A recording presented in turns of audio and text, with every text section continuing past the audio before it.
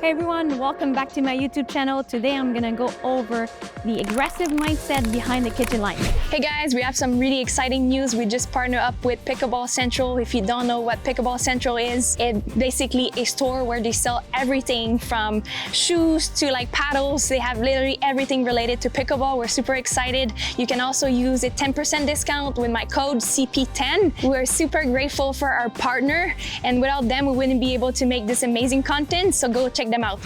There are so many players that lose opportunities to be aggressive behind the kitchen line because they end up backing up so much. So it's okay to back up, but you want to make sure when you back up, you take maybe 1 or 2 steps maximum and get back behind the kitchen line. So we see a lot of the time, let's say I'm playing against 2 players that just like dinking deep towards my feet. The movement is really gonna look more like, okay, maybe 1 step or 2, and then I'm gonna get back up there. But I see so many players that they keep on backing up, and the more you back up, the less opportunities you have to be aggressive with your opponent's dinks. Okay, so when should you be taking balls out of the air? Maybe in that case, taking balls out of the air would save you from backing up so much, and you would have more opportunities to be aggressive. So one way to know if you should take it out of the air or let it bounce is I want you to pretend that you have a bubble here in between your 2 feet. Okay, so your dinking position, you put a bubble here. Anything inside your bubble, anything that's gonna land inside that bubble, take it out of the air, okay? And you don't have to back up, just take it out of the air. If you're not sure whether it's gonna land inside your bubble or it's gonna be like short, it's like a gray area, then let it bounce. Maybe take that step back if you need so, or maybe you have to go inside the kitchen, which in that case, if it bounces in the kitchen, you are safe to go inside the kitchen.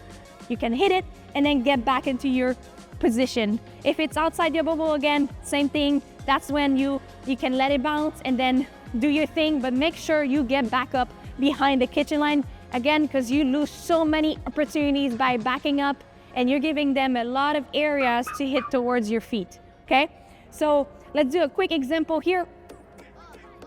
On my bubble, I'm gonna be dinking. So my ready position, oh, I can take that one out of the air. This one I can let it bounce. I don't need to necessarily move. I'm saving some time when I take it out of the air.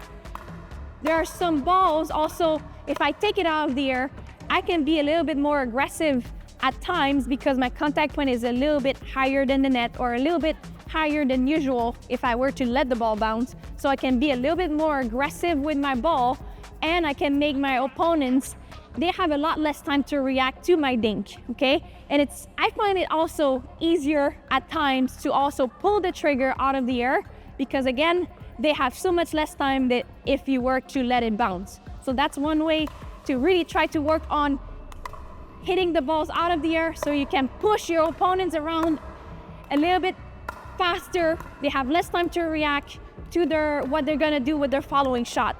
Now, if you decide you're playing against people that have really good hands and you're thinking that, speeding up out of the air is not the best way to do so because they have extremely fast hands, then maybe in your head you're like, okay, I'm gonna let it bounce.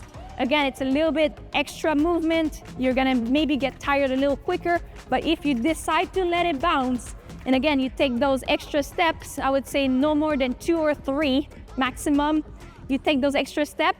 Sometimes it's an advantage to let it bounce and be aggressive.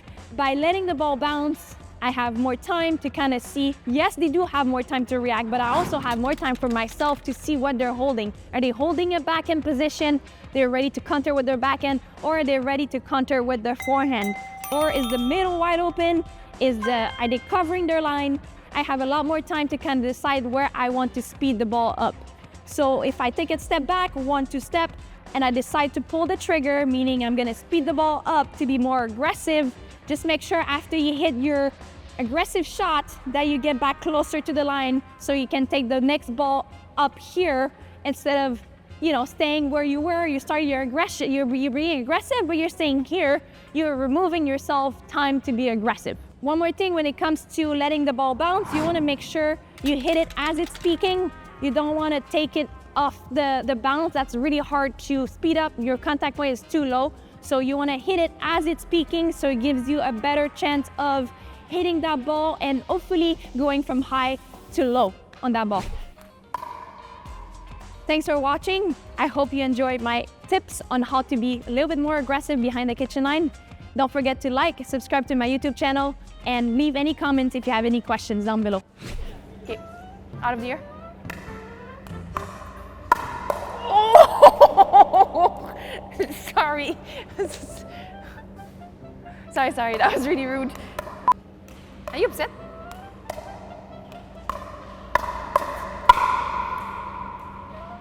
If what they're holding, are they holding backhand? Are they holding forehand?